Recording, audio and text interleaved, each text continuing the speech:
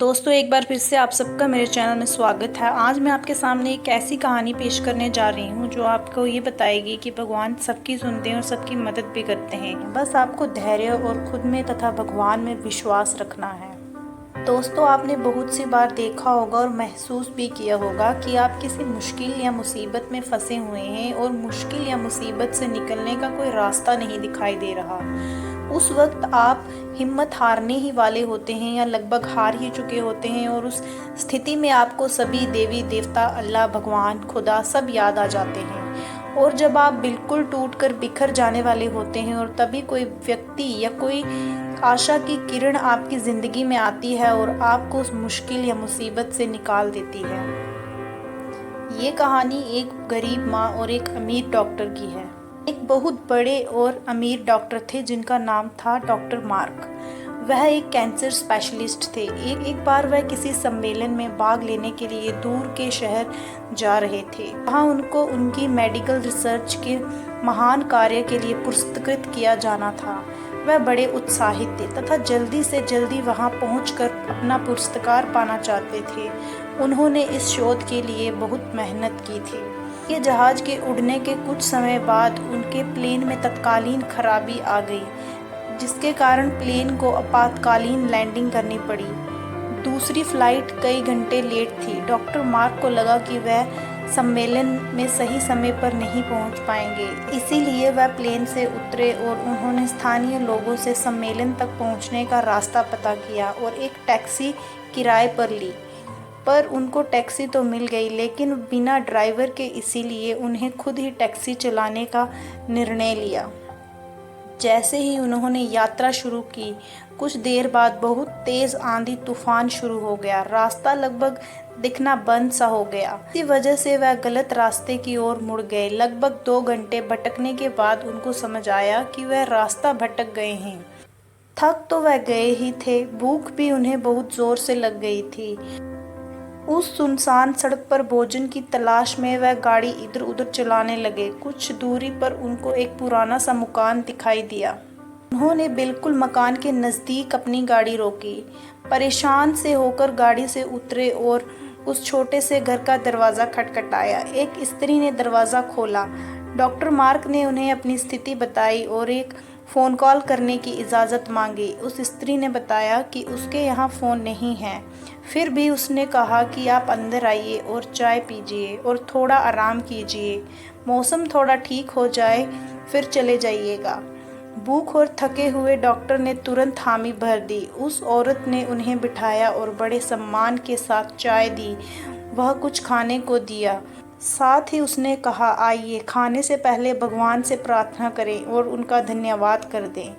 Mark उस स्त्री की बात सुनकर मुस्कुरा दिए और बोले, मैं इन सब बातों पर विश्वास नहीं करता, मैं मेहनत पर विश्वास करता हूँ। आप अपनी प्रार्थना कर लें।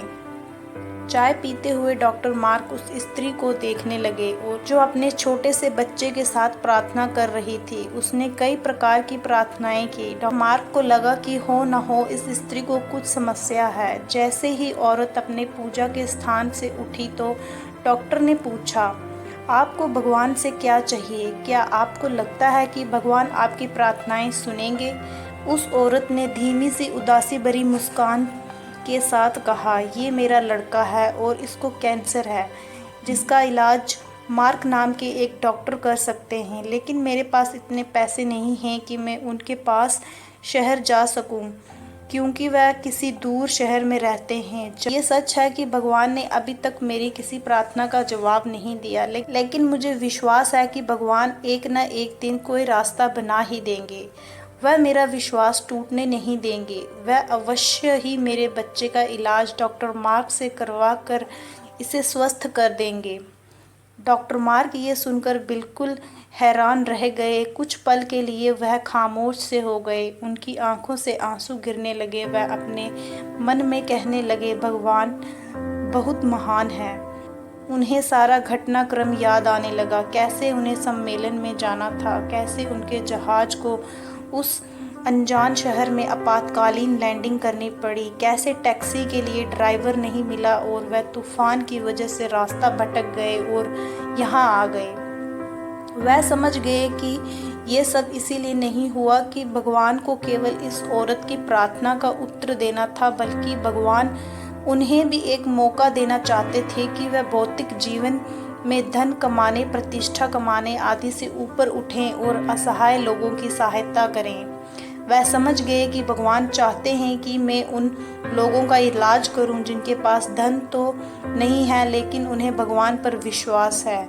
उन्होंने उस स्त्री को सच्चाई बताई और उसके बच्चे का इलाज करके उसे बिल्कुल स्वस्थ कर दिया और वह असहाय और गरीब लोगों का इलाज फ्री में करने लगे।